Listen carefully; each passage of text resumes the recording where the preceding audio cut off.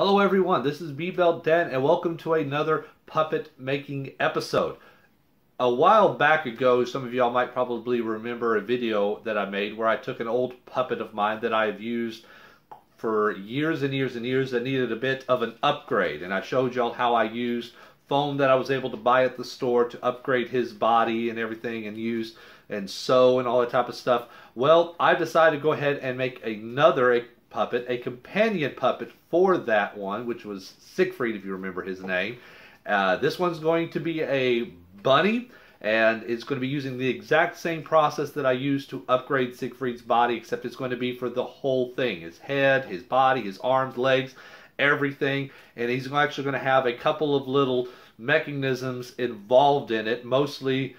Actually, the only mechanism he's going to have is an eye blink mechanism, but it's going to be very simplistic, nothing complicated like what I'm doing over here for this customer's puppet here. It'll be very simplistic, should be easy for you to do. Now, also another little thing that I feel like that I have to probably tell you is I apologize, is that I always intended to film this as an instructional video, but for some strange reason, my stupid brain, because of some things that I've been having happening around here, I started working on the project thinking it's like, well, I'll just get stuff ready, but then I started working on it and I forgot to film some of the steps in the process. Hopefully nothing too major, and I think I'll be able to probably explain what I did very quickly and very easily to let you know where we are. So let me go ahead and do that and show you what I've done so far to get you all caught up. So let's do it. Alright, so let me get you caught up to speed with what I've done so far for this puppet. I took some clay and polymer clay, and I did a rough sketch of the way that I want the body to look. Then what I did is I took some masking tape and I covered the clay inside it. Using a Sharpie, I went through and I marked off areas that I thought would be very logical areas to try to cut everything off. And I wanted it to cut off in such a way to where I could lay it down flat. So I took my X-Acto knife and I cut along these seams here, and I was able to lay it out flat to where I got these little patterns here. And these are the patterns that would make the body. I went ahead and made sure that I made marks so I know exactly how this all lines up, and I labeled them such as B for body or H for head. Now I then took these patterns here and I laid them out on a piece of paper and cut those out to where I had something a little bit more sturdy. I also used that piece of paper to also go ahead and try to clean up any of the lines that I think I needed. Then I took those patterns and I put them into my computer and I enlarged them up until I gotten these patterns here. These are going to be the life-size patterns that I'm going to actually be putting onto the foam and cutting out. So we have the patterns for the head, we have patterns for the body, as we can see here, and then the body right here, and the body right here. So now what I need to do is I need to go ahead and take these and transfer them onto the foam, and then cut the foam out and start gluing them together, and then hopefully when all that's done, then I should get the head shape that I am, or the head and the body shape that I'm needing.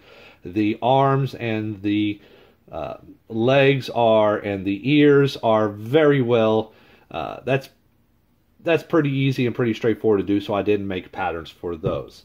So that's getting you caught up to there. If y'all would like a more detailed explanation or tutorial on how to do that, let me know and I can do. Like I said, I'm sorry that I skipped a bunch of those processes, but I got into a groove of doing this before I realized, oh, wait a minute, I need to film all this.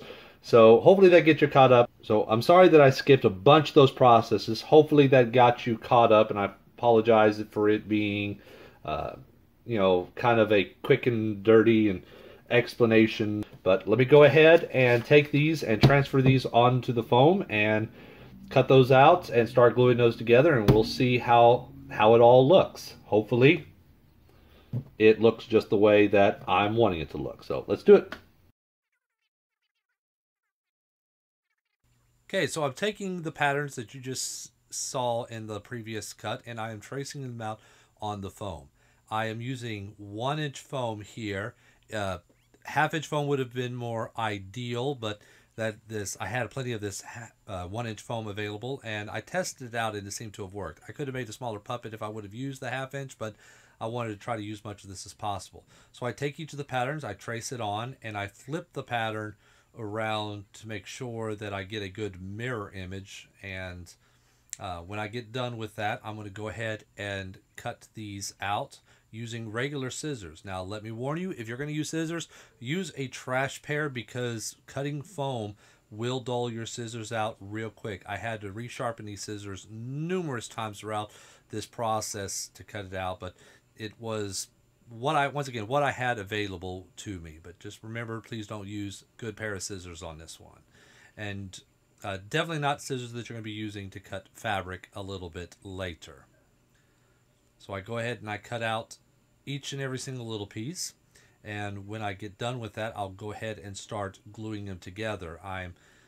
Now the glue that I'm using right now is supposed to be some tacky type glue, which I was hoping that would probably work. I did not test out this first. I take it and I try to put the pieces together, and it kind of worked, but it wasn't getting the results that I was hoping for. So eventually I go ahead and I substitute out the tacky glue with some regular contact cement, which works much better.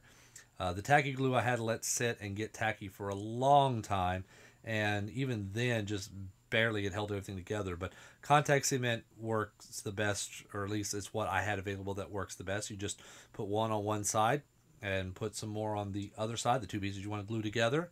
Let it sit for a little bit, about 15 minutes, until both sides are dry, and then you put them together, and just like the name applies, it is contact cement. It glues together right on contact. So here I take 2 halves of the head and I start putting them together, and now here I am cutting out the area where the eyes are going to be. I have ping pong balls that I'm going to use for the eyes for this puppet that I'm using for reference. And you can see the other problem with using 1/2 inch is that you have to kind of trim quite a bit in order to get the exact shape that you want, because that 1/2 inch fills up a lot of space. So I want to go ahead and pause right now in putting all of this together, because I need to figure out what I'm going to do with the eyes before I progress. The eyes are not going to be static eyes. They're actually going to have a blinking ability to them. So I need to figure that all out. I kind of have a general idea of the eyes. I've already 3D printed the eyelids. Now I know that some of y'all, once again, do not have the ability to be able to 3D print.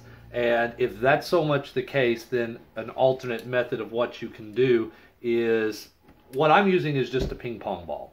So what you could do is you could try to look for something, either you want to find something slightly bigger than a ping pong ball, or something slightly smaller than the ping pong ball, and use one for the eye and the other one for the eyelid.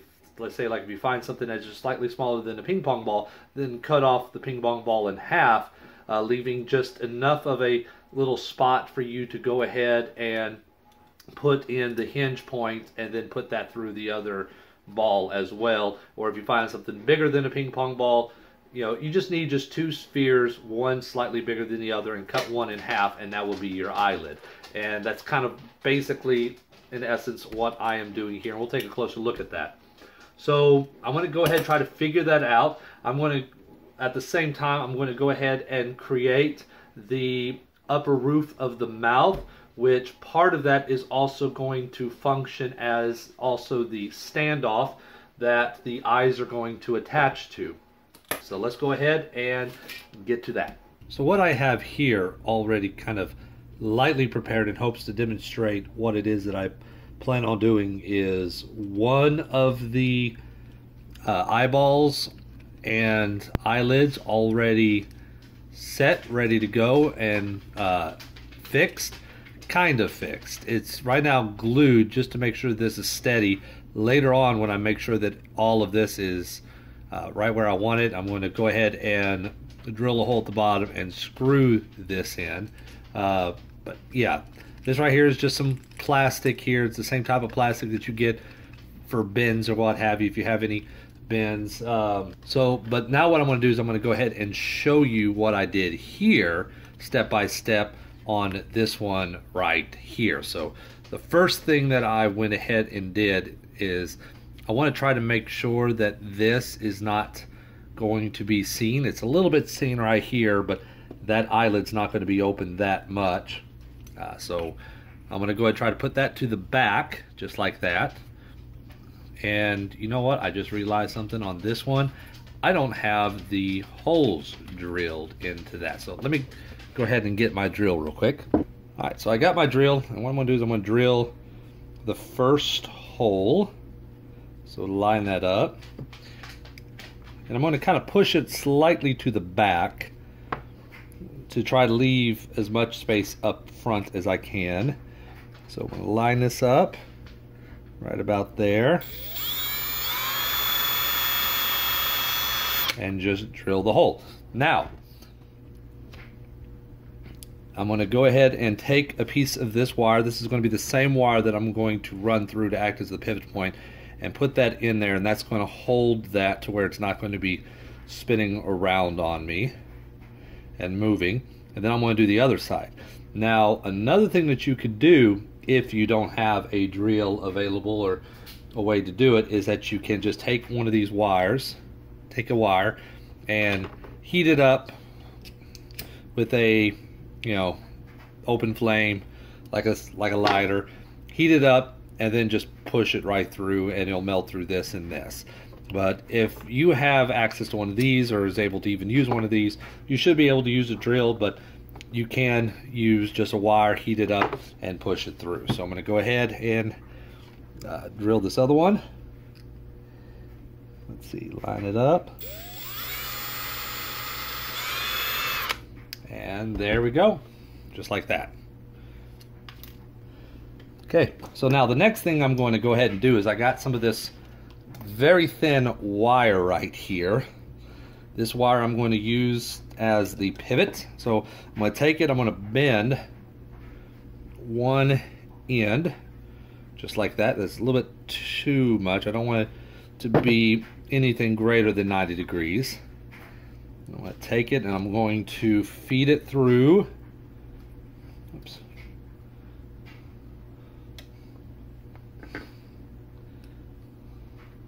Through one hole, and I'm going to need a light to help me out with this one. Hold on. There. All right, and feed it through to the other side, all the way through.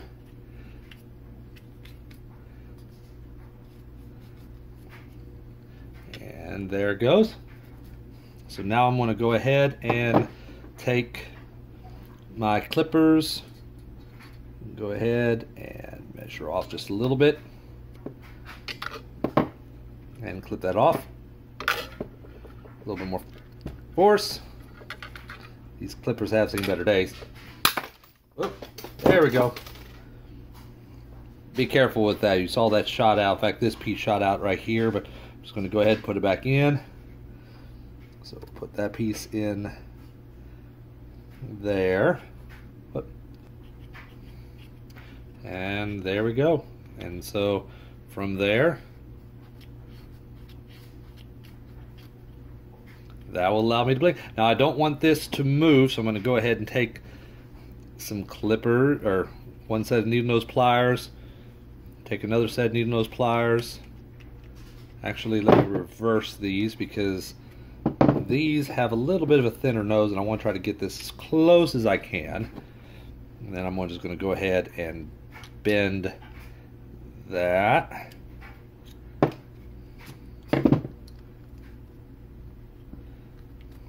To where that's not going to come out. And there's a little bit extra there, which I can go ahead and clip off, as you can see. So I'm just going to go ahead and take that. I'm going to do that outside in just a second. And there we go.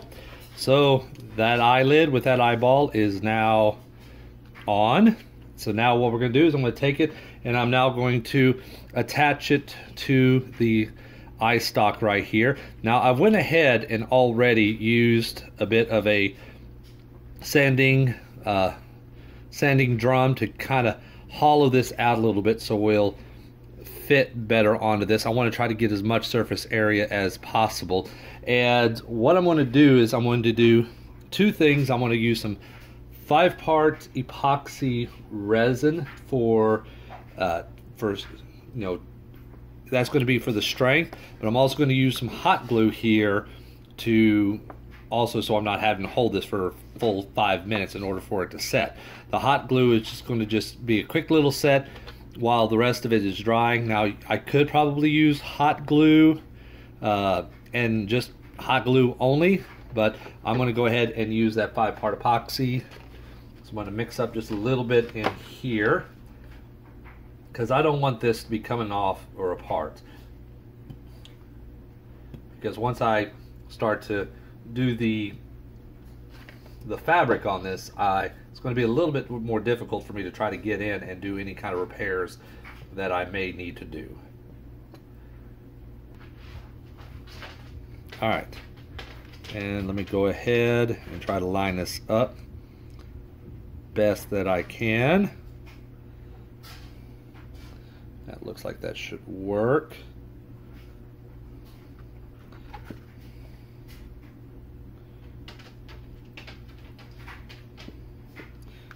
Oops, it's spinning on me. This is possibly one of the most difficult parts of it. And then go ahead and give it just a little bit of hot glue.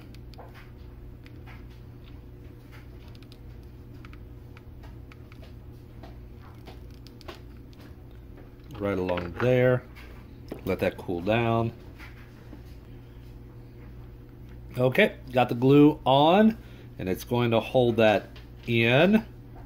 So I'm just going to let that sit and dry for a little bit before I mess around with it too much. It's 5-part epoxy, 5 minutes for it to set. I'm going to let it sit for a little bit longer just to make sure that it is nice and solid. So I'm going to set that off over there. So we're going to let that dry, and then I'm going to fasten that onto here, and then we're going to try to see if we can fit it all inside the head. This is the front snout, this is the head. Of course, those are going to be the eye holes. We're going to try to get that all fitted in. So I'll be right back.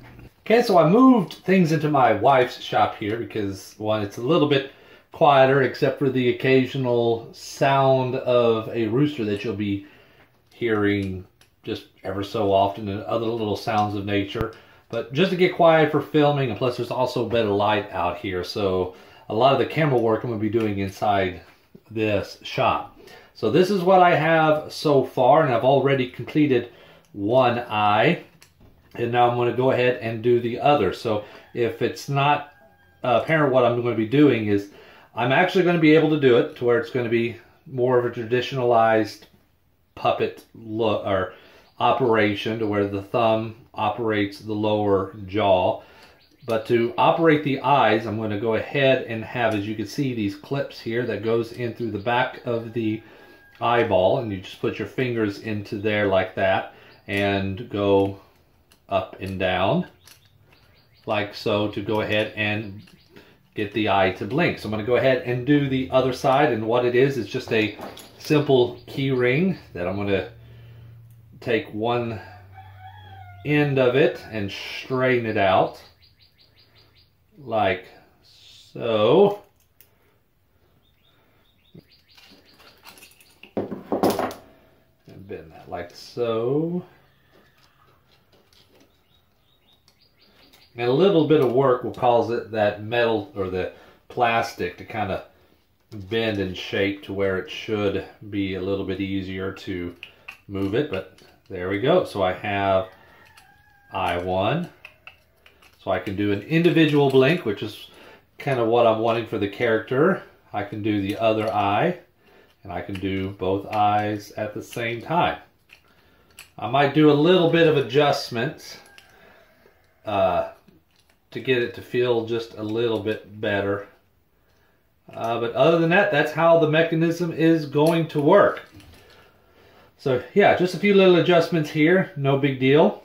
I'll go ahead and work on that. Now the other thing that I'm going to go ahead and start working on, I'm going to do that off camera, I might do a little bit on camera, is I'm going to go ahead and put some cloth along the eyelid, because I want to put cloth on it with a little bit of fur, and rather than having it painted. But as far as paint is concerned, I'm going to go ahead and paint the eyeballs and get that pretty much done before I go ahead and mount this. I'm also going to put in a piece of foam around the top that my fingers are going to go into, and that will help secure my fingers into the mouth, because as you can see, it's just by nature, when I try to move these two fingers, these fingers want to move up, and it's going to take a while for practice, but I want these fingers to be solid inside the head or inside that mouth like that, or with very little movement, so I can operate these eyeball mechanisms freely. Yeah, I think that will work. So let me go ahead and do that. So I'm going to go ahead and paint the eyes, put some cloth on, and put in a piece of foam right here that's going to allow me to fixate my fingers in so they don't move around too much, make some minor adjustments, and then from there we'll be able to start mounting this into the foam head or skull of the puppet, and then we'll get started with the mouth. So let's do that. All right, and there we go. We got both of the eyelids all furred up and everything to where, you know, they'll match the rest of the puppet when it's all said and done, so it doesn't look like it's a piece of plastic. There's a little bit right there. I'm not going to worry too much about that. I mean, most of the time I don't think... so, yeah, I'm not going to worry about those little spots right there. If I need to, I can always come in with a little bit of paint. I might do that with a little bit of pink paint or white paint, I don't know. But I need to paint the eyes. And also, plus, it's not going to be that wide open all the time. I'm going to actually try to set it up to where, by default, it's like this. Right here. So, yeah, there we go. And I got it to where I have the piece of foam that's going to help anchor my hand as I'm using my two fingers to go ahead and open and close each of the eyes. And for those of y'all that are, if you want to do something very similar to this, but you don't want the eyes to be individual, you want them to be connected, then what you would do is you would take a rod, put in between this spot and this spot right here to combine the two, and put a little circle in the middle, so you would have one of your fingers like this go into that, and that finger would open and close the eyes both together. But for this character, I want the eyes to be able to open and close individually. So let me go ahead and paint the eyes, and we'll see about getting this installed in the skull. So the eyes are painted, and the mechanism, the upper part of the mechanism, is stuffed inside the head, and everything seems to be working according to plan. So now it is time for me to go ahead and mount this all in, because it's just kind of just floating inside there, and I don't want this moving around. I don't want the eyeballs to be popping out of the skull. I want it to be fixed. So what I'm going to do, and let me go ahead and pop this out real quick temporarily just to show you, is I'm going to go inside here and cut a couple of small slits. I don't know if y'all can see, but I'm going to cut like a slit here and a slit here, not all the way through the foam, kind of just halfway through the foam here, and open that up, and I'm going to glue all of that foam into these eye stalks, or glue these eye stalks into that space that's going to be made when I split that foam up. I'm going to hot glue that in, and that should keep it to where the eyes are going to stay where they need to in the skull. Then I'll take this front piece of the upper mouth and put it on like so, like how it's supposed to. But to make sure that, once again, this upper mechanism is fixed and it's not going to go nowhere, I'm going to go all inside here and cut, once again, halfway through the foam, an entire slit all the way around here, and glue this piece of plastic here into that slit. You can kind of think of it like this. So this is actually being glued into this, hot glued into this, is actually going to help secure this in space. And just to kind of, I'm going to do all this off camera and show you when I'm done with it, but just to kind of give you the idea, I'm just going to take a simple little X-Acto knife, like what I have right here, and let's say I'm going to go around and figure, actually, you know what, let me get a different piece of foam. Let's say if this is the foam here, what I'm going to do is I'm just going to cut,